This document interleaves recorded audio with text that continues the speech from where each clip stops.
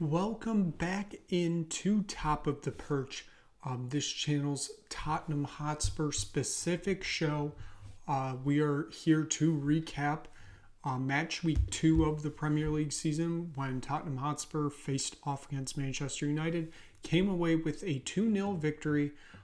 First of all, what a performance, I'd say. First of all, what a performance from start to finish from a lot of people.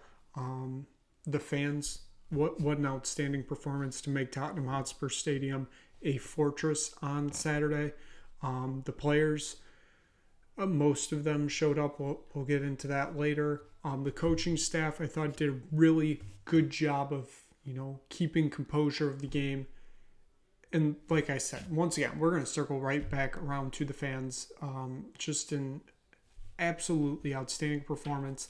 On TV, I haven't heard that stadium that loud probably since, I don't even know if it's ever been that loud. Obviously, stadium opened 2019, so not a lot to play with there, especially with COVID falling in there. Closest I would say is probably 2021, the first game of the season under Nuno. For the first game, they were playing Man City. It was a Son goal. Gave them a 1-0 win. Stadium was hopping at that time. This was just to another level. So just a absolutely outstanding performance from the crowd. It was there were a lot of outstanding performances on the field too. Like I said, we'll get to my full Tottenham breakdown of the squad from Saturday. But, one of the standouts has to be the goal scorer for Tottenham, Pop Matar Sarr. Just absolutely insane. His first Premier League start, I know he started the Champions League game at the San Siro versus AC Milan in February. Then he disappeared because Conte didn't rate him. And then I'm 99% sure this is his first Premier League start period. It's just an absolute masterclass of a performance for a 21-year-old, I believe. 20, 21, 22, somewhere around there. He's young. He looked like he was 27, 28 and has been in the league for 5-6 years. I know I said the same thing about Destiny Udogie last week, which I'm going to say the same thing about him this week. Spoiler alert. Those two players are absolutely something special. Fabio Paratici, wherever you may be in prison right now. I don't know, but they should arrest you for the absolute highway robbery that you got those two players for. And you can add Yves Bissouma to that too. 3 absolute steals of 3 players that are going to be absolutely crucial to Tottenham in this future. For those not in the soccer world, Fabio Paratici was the Tottenham director of football, which means he makes all the signings and, signs scouts and stuff. He was convicted of, fixing the books at Juventus from like 2015 through 2019, somewhere around there. And subsequently, he obviously got released. He's been banned from football for 2 years. And obviously, he's not in a job right now. And it seems that in Italy, it may go to trial. He may actually end up serving jail time because, financial fraud isn't good. So, wherever he may be, sure, you did some bad things at Juventus, which that's not good things, but these absolute steals are going to help Tottenham Hotspur in the long term. So, big thank you to him for those. So, might as well get into some stats here. We do like the stats here. Not as much possession as there was for the Brentford game. Only 56%, which, I say only 56% when they were at like 35% per possession last year under Conte and Stellini. So, again, only 56 seems like something terrible, but really it's not. 17 shots on target against Manchester United's 22, obviously. I think Postecoglou would rather have those numbers flipped and have Tottenham on more shots. It was a tough game for them. I will give them that, to get shots. That basically that whole first half, it was very difficult for them to get in that box and even get shots. It seemed like Manchester United was constantly, getting those shots and pressuring Vicario in goal, who another absolutely outstanding performance. Both teams had 6 shots on target, so that's even right there. Nothing really to call home about there. Tottenham had 13 shots in the box compared to Manchester United's 16. Tottenham only had 4 outside the box. United had 6. The expected goals, which there were conflicting numbers, but this seemed to be the most concise. Tottenham's expected goal was 1.8, and Manchester United's was 1.99, so basically 2. That kind of lines up. I felt like United had the better goal-scoring chances in this game. Tottenham's 2 goals were something. Obviously, one of them was an own goal, which I don't know how Onana didn't save that, and that just trickled into the net. I don't know how that, like I said, I don't know how that went in. I know Mark Goldbridge, the United fan YouTuber, in his reaction to the goal, he said, my gran would have saved that. She would have rose up from the dead, and she still would have saved that. So, that just shows I don't get how that ball went into the net without anybody from United doing anything there. But, yeah. Another big number in the passes department for Tottenham this game. 501 passes compared to United's 398. So right around 100 pass difference. Tottenham completed 85% of their passes at 427. United was at 83 with 329. You can really see this developing within this team. The passing, it's just so beautiful to watch it sometimes. It's outstanding. It just makes Tottenham fun to watch again. It really feels like, and you can see what Postecoglou is trying to develop with this squad. This attacking football hasn't been seen at this club in years. So the fact that we're seeing it and it's like working out very well this early only gives, the fans in the club even more hope as, he continues to develop. And I think it's only going to get better from here. I know I'm going to say that and it's all going to go downhill from here, but hopefully, it stays on this track.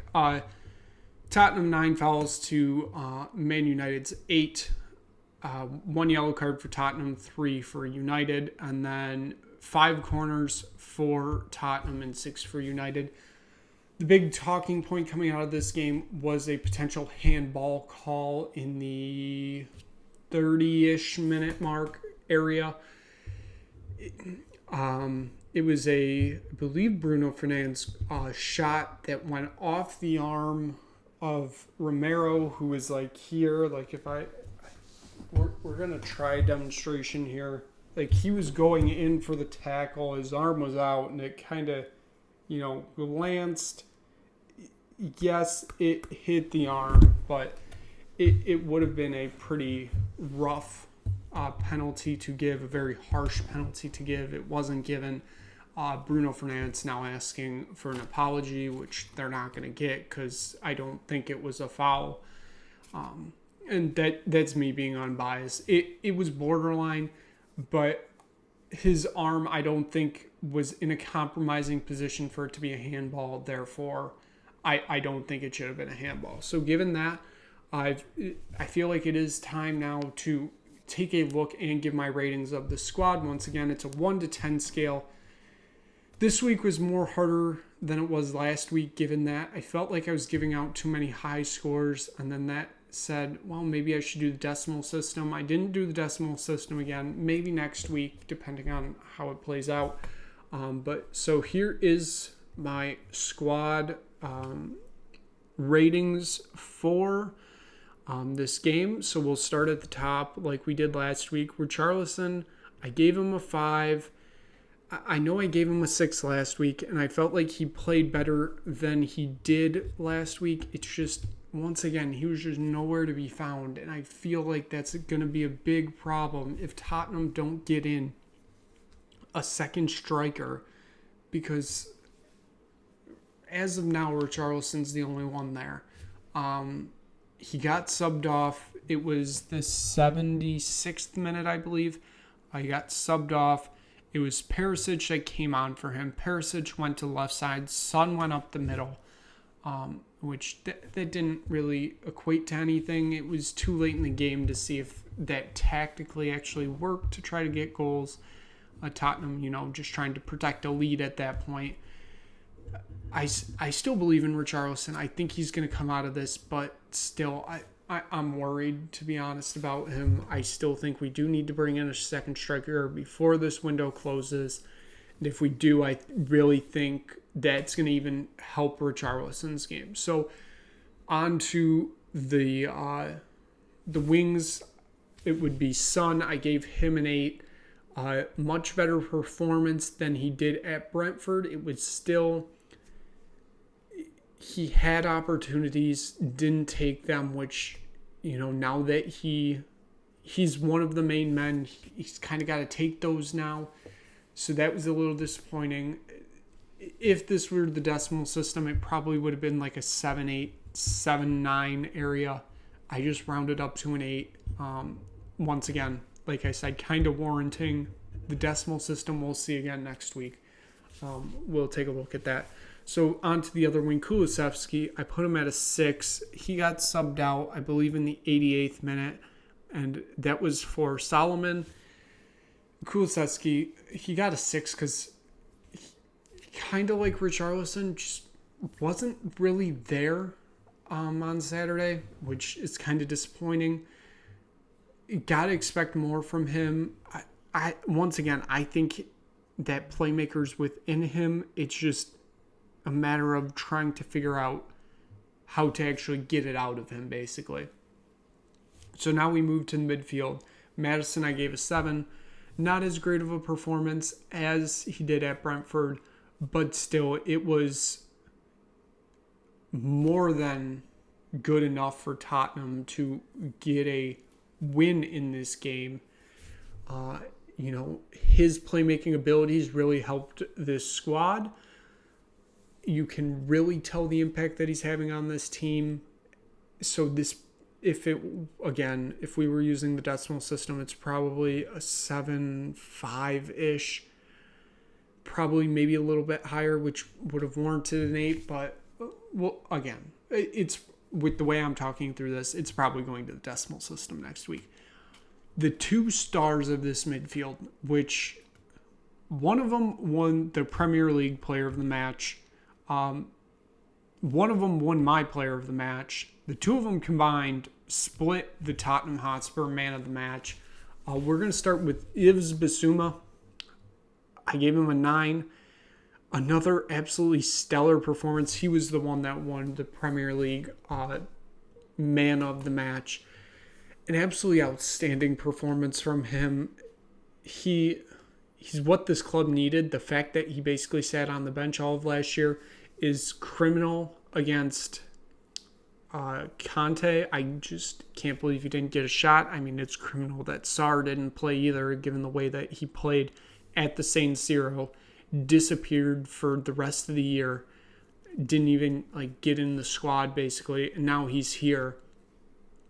And I guess I can kind of go in on him too, because he got the goal in the 49th minute, I believe it was. He did get subbed off, which I think it was more of just a staying healthy type decision there from Postecoglou. He brought in Højbjerg, which we'll get to in a minute. These two both deserve 9s. absolutely outstanding performance from both of them in this game. If those two stay the midfield pairing until Bentancur comes back, I am 1,000% fine with that. I think they are two outstanding players and complement each other. And it's going to be a really tough decision for Postecoglou when Bentancur comes back of who is going to get dropped down and, who Bentancur is going to replace in this midfield. Then we get to the defense. On the left wing, we got Destiny Udogie. Gets an 8. Another outstanding performance. I mentioned that him, Basuma, and Sarr, all absolute highway robberies with the prices we paid for them. And the absolute impact that they're having on this team. We finally have a very, very good left back, which I'm very happy with. I'm so excited with the way he's played. He's really shown out in his first 2 games in a Spurs shirt, and I'm very excited for the future with him. Van de Ven and Romero get 7s. They both had pretty good games. They didn't do anything outstanding. They didn't do anything outstandingly terrible. So I think that both warrant 7s. Pedro Porro came in.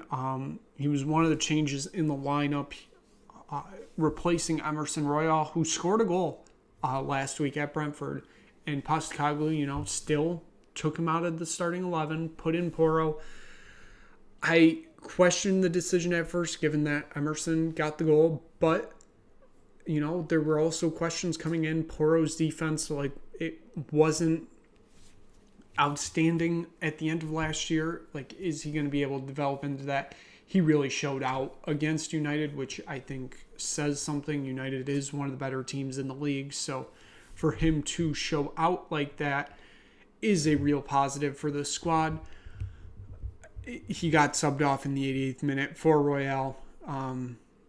He put in a great shift that deserves an 8. I'm really happy with what he showed given, the price that we paid for him over the summer. And finally, in the starting 11, Vicario, I'm giving him a 9.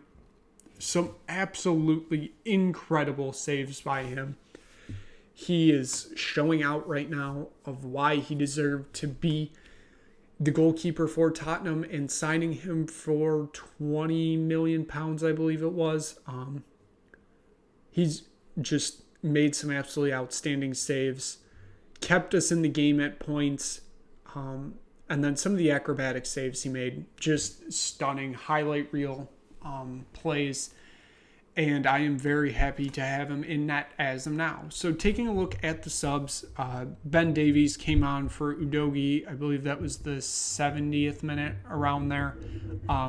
He got a touch on the ball that ended up being an own goal. Some thought it was his goal when the ball went in. It wasn't. He did decent. I mean, he got Tottenham a second goal basically, so it was a good performance from him. He got a 7.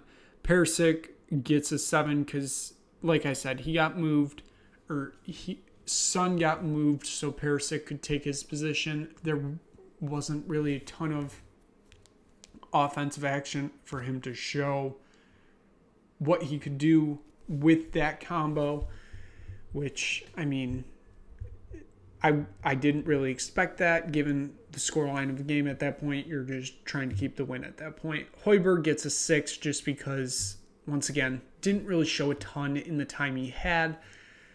I don't know if he's really a player for the rest of the season, given that he might be sold any day now. Who knows? I don't think Postecoglou really rates him, but we'll see.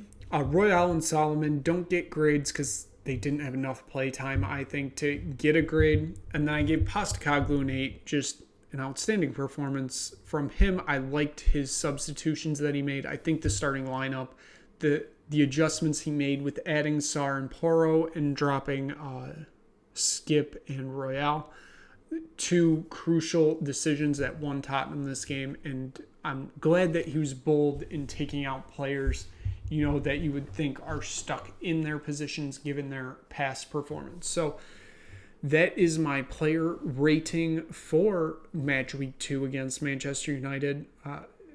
Again, I think the biggest problem right now is up front at the 9 position with Richarlison. But I still trust him. I think he's going to get there. It's just going to take some development from him in the system, becoming that number 1 guy. So given that I don't really know if there's much else to recap. Like I said, a huge win for Tottenham. 4 points on the season right now. That's probably all you could ask for. You probably thought the results would have been flipped, and you would have been happy with that if you win at Brentford and draw against United at home. Probably happy with that. I'm happy with what we're showing.